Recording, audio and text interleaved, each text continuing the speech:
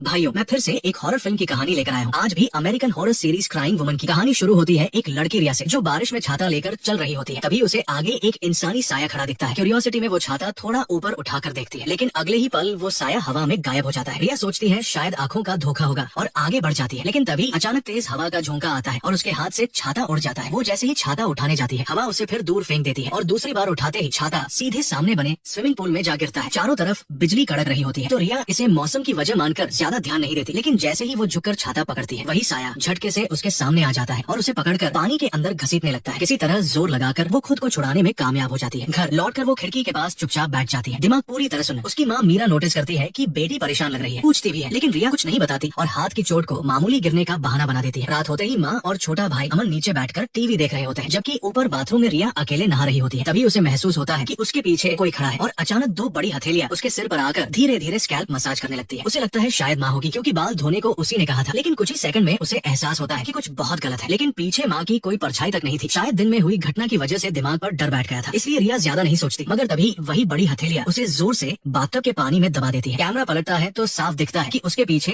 एक भटकती आत्मा खड़ी है। ऊपर से जोर जोर की आवाजें सुनकर नीचे बैठी माँ आवाज लगाती है, लेकिन उस हालत में रिया कुछ बोल ही नहीं पाती। घबराकर माँ ऊपर दौड़ती है। जैसे ही बाथरूम में घुसने की कोशिश करती है, दरवाजा अंदर से लॉक हो जाता है। वो नाम पुकारते हुए पूरे जोर से दरवाजा तोड़ती है और अंदर घुसते ही बेटी को टब से बाहर खींच लेती है। तुरंत तौलिए में लपेटती है और पूछती है कि क्या हुआ, लेकिन रिया बिल्कुल सुन खड़ी रहती है। नजरें सामने दिख रही उस भयानक हाथ पर टिकी रहती है। तभी पास खड़ा छोटा भाई डर के मारे आंखें फाड़ लेता है और इशारा करता है कि माँ के पीछे कुछ है। जैसे ही वो पलटती है, आत्मा उसे पकड़ लेती है और उसकी बाह ऐसी जलती है कि धुआं तक निकलने लगता है। किसी तरह वो खुद को छुड़ाकर दोनों बच्चों को भागने के लिए कहती है और बाथरूम का दरवाजा बाहर से बंद कर देती है। दरवाजा न खुलने पर वो साया खिड़की से कूदकर गायब हो जाता है। अगली सुबह के साथ कहानी एक नए मोड़ पर पहुंचती है। डर के मारे वो दोनों बच्चों को लेकर सीधे एक चर्च पहुंचती है, जहाँ वो पादरी को अपनी वो बाह दिखाती है, जिस पर उस आत्मा के नाखूनों के निशान होते हैं, और पूरी रात जो कुछ हुआ था सब विस्तार से बता देती है। पादरी बताता है कि ये निशान रोती हुई औरत के, एक ऐसी भटकी आत्मा जिसकी नफरत और पछतावा सदियों पुराना है। कहानी के मुताबिक करीब 200 साल पहले एक गोरा आदमी एक खूबसूरत अश्वेत महिला से शादी करता है। दोनों हमेशा साथ रहने की कस्में खाते हैं और उनके 2 बच्चे भी होते हैं। चारों मिलकर खुशहाल जिंदगी जी रहे होते हैं, लेकिन एक दिन पति का मन भटक जाता है और वो किसी दूसरी औरत के पीछे पड़ जाता है। उसे अपनी गलती का एहसास दिलाने के लिए पत्नी गुस्से और टूटे दिल में अपने ही दोनों बच्चों को नदी में डुबो देती है, मगर होश में आते ही बच्चों को सीने से लगाकर फूट फूट कर रोती है और आखिरकार खुद भी नदी में कूदकर जान दे देती है। उसी पल से उसका श्राप शुरू होता है। उसकी आत्मा भटकती रहती है और हर रात बच्चों की तलाश में निकलती है, ताकि उन्हें अपने खोए हुए बेटों की जगह ले सके। ये सब सुनकर माँ और भी घबरा जाती है, लेकिन पादरी साफ कह देता है कि वो उम्रदराज है और अब भूत प्रेत से निपटने की ताकत नहीं रखता, इसलिए वो उसे अपने शिष्य एक एग्जॉर्सिस्ट विक्रम के पास भेजता है। वहाँ पहुंचकर वो बच्चों को सख्त हिदायत देती है कि किसी चीज को हाथ न लगाए। फिर जैसे ही वो विक्रम से बात करती है, वो चौंक कर कहता है कि उसने उसे पहले भी देखा है, उन बच्चों की श्रद्धांजलि सभा में जो कभी पानी में डूब कर मरे थे। माहौल और भी सिहर उठता है और बिना एक पल गवाए वो बच्चों के हाथों पर बने खरोच के निशान दिखा देती है। वो उससे पूछती है कि क्या वो इस निशान को पहचानता है। विक्रम मान तो लेता है, लेकिन अगले ही पल घबरा कर कहता है कि ये मामला उसके बस का नहीं है और वो तीनों को वहाँ से जाने के लिए कह देता है। तभी रिया उसकी बाह पकड़कर मासूमियत से देखती है और बच्चों की बेबसी देखकर उसका दिल पिघल जाता है। वो उनकी मदद के लिए मान जाता है। सीन कट होता है जहाँ मीरा को ये सब काफी बेवकूफी भरा लगता है, लेकिन वो समझाता है कि इसे शॉर्टकट रिचुअल कहते हैं, जिससे आत्मा की मौजूदगी का पता लगाया जाता है और अंडे के अंदर रंग जितना गहरा होगा आत्मा उतनी ही ताकतवर होगी। वो मंत्र पढ़ना शुरू करता है। टेबल पर रखा अंडा हिलने लगता है और अचानक फूटकर काला तरल सीधे उसके चेहरे पर जा गिरता है। रात होते ही वो पूरे घर में खास तरह की धूप जलाता है और बच्चों से कहता है कि हर कोने में मोमबत्तियां लगा दे। इसी बीच अमन एक क्रॉस उठाता है, तो वो बताता है कि ये क्रॉस मैक्सिको के एक पेड़ से तराशा गया है, जिस पर आग जैसे लाल फूल खिलते हैं। लोग उसे फ्लेम ट्री कहते हैं और उसी पेड़ ने उस आत्मा को अपने ही बच्चों को मारते हुए देखा था, इसलिए इस क्रॉस में उसके खिलाफ खास ताकत है। तभी बाहर जोरदार बिजली चमकती है, घर की लाइट चली जाती है और वो बच्चों को तुरंत मोमबत्तियों के बीच बैठने के लिए कहता है। वो हाथ में पकड़ा हुआ सैंड ट्रे घुमाने लगता है, तो मीरा घबराकर पूछती है कि क्या वो आत्मा आ चुकी है। थोड़ा ध्यान लगाकर वो कहता है कि वो अब इसी घर के अंदर है। तभी ऊपर से चीजें गिरने और पलटने की आवाजें आने लगती है और गुस्से में वो साया दहाड़ मारता है। एक झटके में सारी मोमबत्तियां बुझ जाती है। घबराकर मीरा टॉर्च उठाती है और सीढ़ियों की तरफ एक डरावना साया दिखता है। वो दोनों बच्चों को सीने से लगा लेती है। तभी एक ठंडी सी बूंद टॉर्च पर टपकती है और अगले ही पल वो आत्मा उसे उठाकर दीवार की तरफ पटक देती है। उसका असली निशाना बच्चे होते हैं, क्योंकि विक्रम ने पहले कभी इस आत्मा का सामना नहीं किया था। वो उसे देख नहीं पाता, इसलिए उसे बाहर लाने के लिए वो जानबूझकर खुद को दीवार के पास अकेला कर लेता है। डर के मारे दोनों बच्चे मेज के नीचे घुस जाते हैं, लेकिन तभी एक टॉर्च लुढ़कती हुई उनके पास आ जाती है और ऊपर रखा कपड़ा अचानक उछल जाता है। दोनों बाहर निकलते हैं तो देखते हैं कि वो साया उनके सिर के ठीक ऊपर खड़ा है। इसी बीच मीरा बेहोशी से होश में आती है और अपने बेटे को उस आत्मा के हाथों घसीटते हुए देखती है। वो उसे बचाने दौड़ती है, लेकिन पकड़ नहीं पाती। तभी सही वक्त पर पास खड़ा विक्रम आगे बढ़कर बच्चे को खींच लेता है। दहाड़ती हुई आत्मा को देखकर विक्रम फौरन पवित्र जल निकालकर उस पर छिड़क देता है। फिर दरवाजे के सामने जमीन पर पत्तों जैसी एक लाइन बना देता है। थोड़ी देर बाद संभल कर वो साया दोबारा घर में घुसना चाहता है, लेकिन वो दरवाजा बंद कर देता है और बताता है कि अब ये अंदर नहीं आ सकता, क्योंकि जमीन पर जो डाला गया है वो उसी जीवित पेड़ के बीच है और जब तक ये सीमा टूटी नहीं रहती आत्मा घर में कदम नहीं रख सकती। अभी उसकी बात पूरी भी नहीं होती कि बाहर से जोर की आवाज आती है। पता चलता है कि घर में एक पिछला दरवाजा भी है। अमन और विक्रम भागकर उसे पूरी ताकत से रोकते हैं, जबकि मीरा टूल शेड से हथौड़ा और कीले लाने दौड़ती है। इसी बीच रिया एक बेवकूफी भरा काम कर बैठती है। उसे दरवाजे के बाहर एक गुड़िया गिरी दिखती है। वो सीमा पार करके हाथ बढ़ाती है मगर पहुंच नहीं पाती, फिर बिना सोचे पैर आगे बढ़ा देती है। ये सीन पीछे का दरवाजा बंद करके लौट रही मीरा देख लेती है और चीख कर उसे रोकती है, लेकिन गुड़िया उठाने के चक्कर में वो जमीन पर बनी सीमा तोड़ देती है। अगले ही पल वो साया उसे खींचकर बाहर ले जाता है। बेटी को खतरे में देखकर वो डर भूलकर बाहर दौड़ती है। तभी अमन चिल्लाता है कि आत्मा उसे पानी में डुबो देगी। उसी पल उसे घर के पीछे बने स्विमिंग पूल का ख्याल आता है और वो बिना वक्त गवाए वहाँ भागती है। सीधे पानी में कूदकर उसे ढूंढने लगती है। बेटी के लिए घबराया हुआ विक्रम भी पीछे पीछे पहुंचता है और कुछ मिनट तक पानी में तलाशने के बाद मीरा को आखिरकार रिया की परछाई दिख जाती है। जैसे ही वो तैरकर उसके पास पहुंचने वाली होती है, वही आत्मा अचानक सामने आकर उसकी गर्दन जकड़ लेती है। पानी के अंदर हलचल देखकर विक्रम को खतरे का अंदाजा हो जाता है। वो तुरंत मंत्र पढ़ते हुए फूलों का एक डिब्बा स्विमिंग पूल में बिखेर देता है। अगले ही सीन में मीरा रिया को गोद में उठाकर किनारे पहुंच जाती है। दरअसल पूरे पूल का पानी पवित्र जल में बदल चुका होता है और मजबूर होकर वो साया वहाँ से हट जाता है। इसी दौरान मीरा उसके शरीर से एक लॉकेट भी नोच लेती है। तीनों जल्दी से घर लौटते हैं, लेकिन तब तक रिया की हालत बिगड़ चुकी होती है, होश में नहीं रहती। विक्रम बताता है कि आत्मा ने उस पर कब्जा कर लिया है और जैसे ही वो उसे पुकारेगी वो उसके पास खींची चली जाएगी। इसलिए मजबूरी में वो दोनों बच्चों को अलमारी के अंदर बंद कर देता है। कट होता है बाहर के सीन पर, जहाँ वो साया पूरी रात घर के बाहर मंडराता रहता है। अंदर मीरा वो लॉकेट उसे देती है, लेकिन वो वापस लौटा देता है, कहते हुए कि सही वक्त पर यही चीज काम आएगी। फिर दोनों कुर्सियों पर बैठकर सुबह होने का इंतजार करते हैं, लेकिन पता नहीं कब घर का मुख्य दरवाजा अपने आप खुल जाता है। एक जोड़ी काले सड़े हुए पैर सीमा लांघते हुए अंदर आते हैं और सीधे उस कमरे की तरफ बढ़ते हैं जहाँ बच्चे छुपे होते हैं। अलमारी का दरवाजा खुलते ही चीख सुनकर मीरा बदहवास होकर उधर दौड़ पड़ती है। सबके सामने एक अनजान औरत दिखाई देती है जो अमन को जोर से पकड़े हुए होती है और हाथ में पिस्टल ताने खड़ी रहती है। तब खुलासा होता है कि मीरा पहले एक कम्युनिटी केयर वर्कर थी और जब उसने बच्चों के शरीर पर खरोच के निशान देखे थे तो उसे शक हो गया था कि माँ बच्चों पर जुल्म कर रही है। इसी शक में उसने बच्चों को जबरन शेल्टर होम भेज दिया था, लेकिन अगले ही दिन खबर आती है कि दोनों बच्चे पानी में डूबकर मर गए और यही वजह थी कि सामने खड़ी औरत लीसा मीरा से नफरत करने लगी थी, क्योंकि उसकी नजर में उसी की वजह से उसके बच्चों की मौत हुई थी। बातचीत के दौरान विक्रम मौका देखकर पिस्टल छीनने आगे बढ़ता है, लेकिन एक कदम चलते ही लीसा उसे गोली मार देती है जो उसके कंधे में लगती है। इसके बाद वो बाहर मौजूद आत्मा से प्रार्थना करती है कि अगर उसके बच्चों को जिंदा करना है तो बदले में मीरा के दोनों बच्चों की जान ले ले। इतना कहकर वो जमीन पर बनी सीमा को जोर से लात मारकर तोड़ देती है। मीरा उसे रोकने की कोशिश करती है, लेकिन घर के अंदर तेज तूफानी हवा चलने लगती है और अगले ही पल उसे उठाकर बेसमेंट में बंद कर दिया जाता है। अमन फुर्ती से लॉकेट उठाता है और बहन का हाथ पकड़कर ऊपर दूसरी मंजिल की ओर भागता है, लेकिन हर कमरे का दरवाजा अपने आप बंद हो चुका होता है। मजबूरी में वो एक डंडे से ऊपर बने अटारी का ढक्कन खोलता है। दोनों सीढ़ी से ऊपर चढ़ते हैं और आखिरी सेकंड में सीढ़ी खींच लेते हैं। ऊपर पहुंचकर वो रस्सी को लकड़ी के खंभे से बांधता है। तभी रिया किसी चीज को देखकर बुरी तरह चीख पड़ती है। आवाज सुनकर वो भी पलटता है और देखता है कि वहाँ मीरा की शादी की पहनी हुई दुल्हन वाली ड्रेस टंगी है और उसी पल वो रस्सी आत्मा के जोर से खींचे जाने पर टूट जाती है। अटारी में अमन और रिया जान बचाने के लिए इधर उधर भागते हैं, लेकिन छुपने की कोई जगह नहीं मिलती। जैसे ही सारा कबार अपने आप हटता है, वही डरावनी आत्मा उनके सामने प्रकट हो जाती है और धीरे धीरे उनकी तरफ बढ़ने लगती है। दूसरी ओर बेसमेंट में मीरा लगातार दरवाजा तोड़ने की कोशिश कर रही होती है, मगर नाकाम रहती है। तभी बाहर खड़ी लीसा को अचानक एहसास होता है कि मरे हुए लोग वापस नहीं आते और भारी मन से वो मीरा को आजाद कर देती है। उधर अटारी में सामने आती आत्मा को देखकर अमन जल्दी से वो लॉकेट निकालता है जो उसने उठाया था, इस उम्मीद में कि शायद ये दोनों की जान बचा ले। लॉकेट देखते ही वो साया रुक जाता है और झुककर उसके पास आता है। असल में ये वही लॉकेट था जो कभी उसके बेटे ने उसे दिया था और उसे लगता है कि सामने खड़ा बच्चा वही है। वो उसका हाथ पकड़ती है और चेहरे पर प्यार से हाथ फेरती है और जान बचाने के लिए अमन भी कुछ नहीं बोलता। तभी रिया से गलती से शीशे पर डाला कपड़ा हट जाता है और अपनी असली सूरत देखते ही वो आत्मा फिर से हिंसक हो जाती है। इसी पल विक्रम हाथ में क्रॉस लेकर दौड़ता है, लेकिन वो साया फिर पलटकर हमला कर देता है। दोनों बच्चे भागकर माँ के पास पहुँचते हैं और ये देखकर वो चीखते हुए अपने बच्चों को वापस करने की मांग करती है और उन पर टूट पड़ती है। उसी समय विक्रम क्रॉस मीरा के हाथ में थमा देता है और कहता है कि अब यही आखिरी रास्ता है। जैसे ही क्रॉस उसकी छाती में धंसता है, उसका शरीर पिघलने लगता है। चीखों के साथ वो हमेशा के लिए खत्म हो जाती है और इसी के साथ कहानी यही समाप्त हो जाती है।